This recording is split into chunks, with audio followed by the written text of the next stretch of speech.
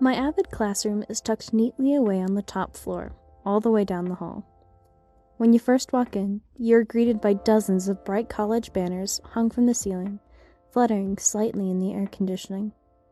The walls are decorated with the dreams and personalities of students. Posters saying, "I want to go to college at UC Berkeley. I'm a skateboarder. I look just like Aquaman." The students here have been in Avid for a long time. They're in 11th grade. Most have been in the program for all of high school.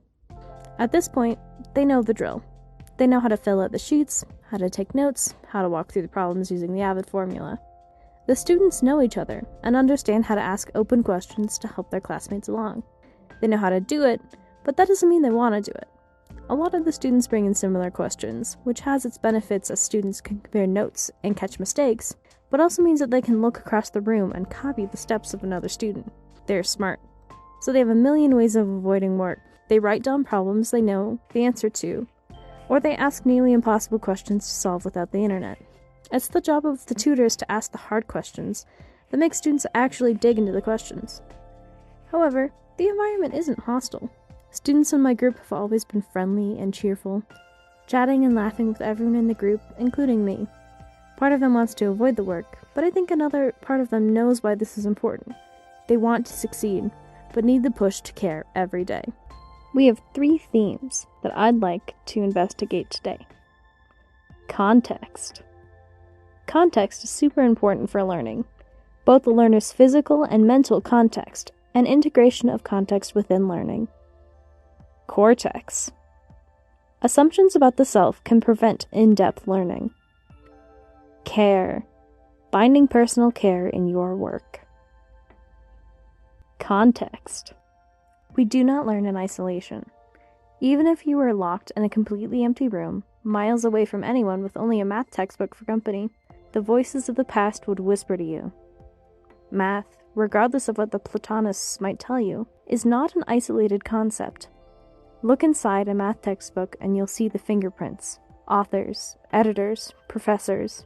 Important mathematical and scientific concepts all have humans attached to them. Taylor series expansions, Cauchy's theorem, Planck's theorem, L'Hopital's rule. All names and histories intertwined. You didn't learn to count by understanding the underlying mathematical system behind the universe. You learned from going to a grocery store, a teacher with flashcards, having a lemonade stand. Each number was passed down to you from generation to generation, from cuneiform dug into clay to the 1999 sign on the gas station. In a study done in 1993, researchers watched Brazilian children as they calculated the amount of fruit requested, the prices of different fruits, and the different bills and coins. The researchers then had the children do similar math on a normal test, and in a staged fruit market situation. The children did much worse in the 2 fake situations than while working. Brazilian street vendors, Nunes, Schilling, and Carter, 1993. People use the environment and learn from the culture around them to solve problems. They format the math in their own minds and make it their own.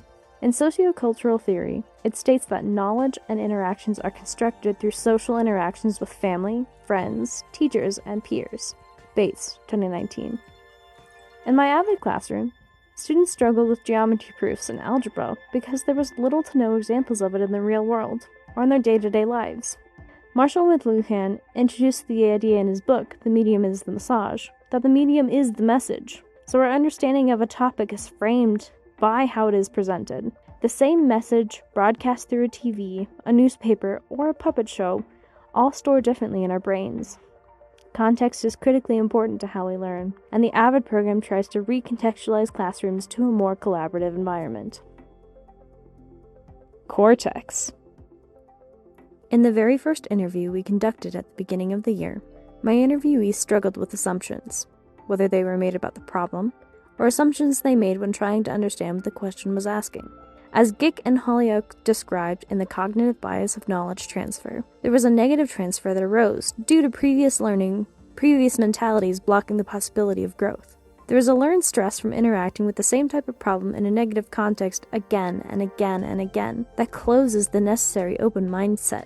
Doors are shut in our mind in ways we don't even realize.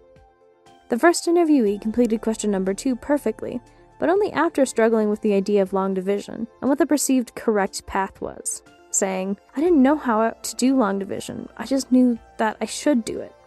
Students in AVID who have not done a certain subject feel they have no reason to participate in the discussion. I often find myself asking questions alone because the other students in the group hadn't gotten to that point in math yet, and felt underqualified to ask a single question. AVID's whole purpose is to help students combat those preconceived notions about themselves that are acting as a mental wall. Societal expectations of who can and can't be good at certain things, lonely life or context creating and emphasizing learned beliefs about the self, not wanting to fall into stereotypes of being the smart kid. All of these things are building up in our minds. The largest problem we face when learning is our own minds. The assumptions we build about the task at hand, our capability, and what the correct method is, all creates a mental wall that is difficult to overcome. Only after we remove the biases we've developed can we truly learn.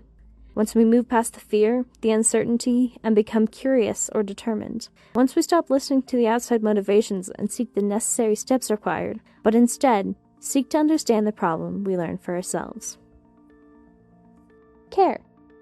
Just as we saw interviewees assuming a certain fact because that's what others told them, all throughout AVID, my job tends to be asking why the students wrote down a step.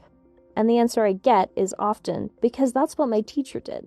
Consider this example from a student. While factoring, they confidently wrote 8 plus x, parentheses 8 plus x, and decided they were done. However, when I questioned the student, I could tell they didn't know what the number meant. They had simply followed the demonstrated math in class without actually understanding what a factor meant or what it really was. When questioned, they didn't even know why they chose 8 as the factor, other than the fact that they matched, so I just stopped there. The student had been taught all the steps of factoring, but none of the reasoning, none of the use or actual purpose of doing this. It was just all numbers to them until they dug deeper into the why. The rest of the group that had simply been content with the answer that had been found and the steps taken, not being curious about this math because it was too advanced or they assumed it was impossible for them to understand yet. There's something missing in our education system, something about the nature of the classroom that is erasing the need to care. Perhaps this is formed by teachers being seen as experts, and it's hard to ask further questions when there is an assumption that the students understand already. It's embarrassing to ask stupid questions in class, and once you're behind, you feel stuck. Students don't have the time, motivation, or energy to slow down and learn the topic entirely if they don't care about it. So how do we address this problem? How do we make them care? Thompson wrote in Ambitious Science Teaching that models are meant to be changed. After a few lessons, students will want to revise some of their original ideas and add new ones. They may want to change cause and effect relationships, or question hypotheses that are embedded in their initial models. But at the same time, students are often reluctant to reconstruct models that they've invested time and energy in. This hesitation can reflect beliefs from years of schooling that any product created for a class is final, and that if you change your thinking, it means your original ideas were wrong. Students also dislike the sloppiness of writing on top of their original models, or worse, starting over with a blank piece of paper. There are routines, however, that make it help the revision process engaging for students rather than frustrating, and help them see the value of rethinking their models. What do all these themes have in common? Context, cortex, care. Other than starting with C, they are all elements of the self. One of the major debates in psychology is the balance between nature and nurture. And education is much the same. What can be taught, what methods can be used, each changing depending on the person. You are shaped by your environment. Your context forms the outline of the self. How you were raised, where you are now, the events in your life up to this point, all make you, you. You are your greatest enemy and your greatest ally. Your mind is who you live with every day. Humans are funny creatures. We are driven by so much more than survival. We are driven by care. What we care about varies greatly and can be built up or smothered. It is our job as teachers to light that flame of care. A teacher's job should be to show how school can be beneficial, worthwhile, and beautiful. Not in every homework or grueling text, but just enough to tell the students why they should be doing this at all. They should, like Prometheus, give the spark to light a fire.